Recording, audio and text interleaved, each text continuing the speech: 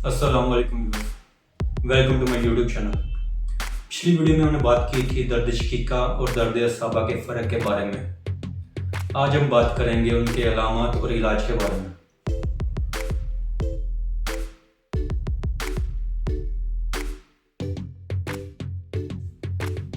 दर्द शकीका हमेशा सूरज निकलने के साथ ही शुरू हो जाता है। ज्यों ज्यों सूरज ऊपर चढ़ता है ये दर्द सर तेज होता जाता है, हत्ता के 12 बजे के करीब शदीद हो जाता है। सर घूमता है, आंखों के सामने चिंगाड़ियां सी उतरती नजर आती हैं, सर फटता मालूम होता है। माथे और सर में खसूसन बाएं तरफ हरकत देने या हाथ लगते हैं, हत्ता के कपड़ा लगने से ये दर्द सर तेज होने लगता है। शदीद दर्द की सूरत में बाएं तरफ से दाएं तरफ होने लगता है। रोशनी की बर्दाश्त बिल्कुल नहीं रहती। मरीज अंधेरे कमरे में रहना पसंद करता है। कानों में छाए छाए या बाजे से बजते मालूम होते हैं।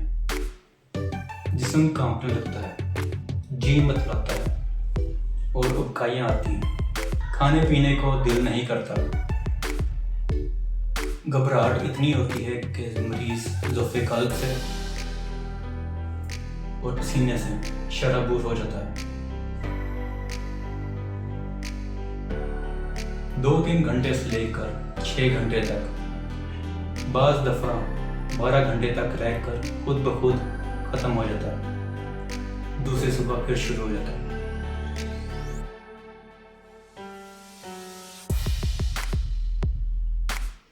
मरीज को हिदायत करें कि वो आराम से अंधेरे कमरे में लेटा रहे, कसरत मुशागल, कसरत जमा और शराब खोरी से बचा रहे।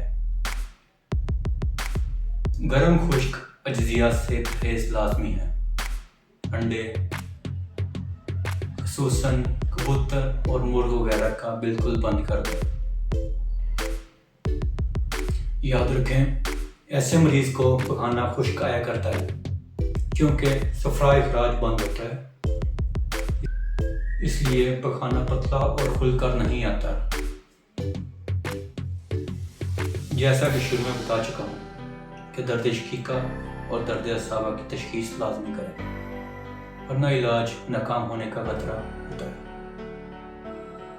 क्योंकि दर्द शकीका का इलाज गर्म तर दवा से करना होता है, जबकि दर्द असाबा का इलाज खुश्क सर्द से खुश्क गर्म दवा से गर्म किया जाता है।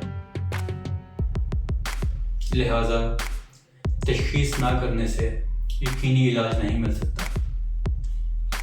क्योंकि दर्द शकीका गर्मी खुश्की तहरीक से हुआ करता है, लिहाजा इसका इलाज गर्मी तरी दवा से किया जाता है।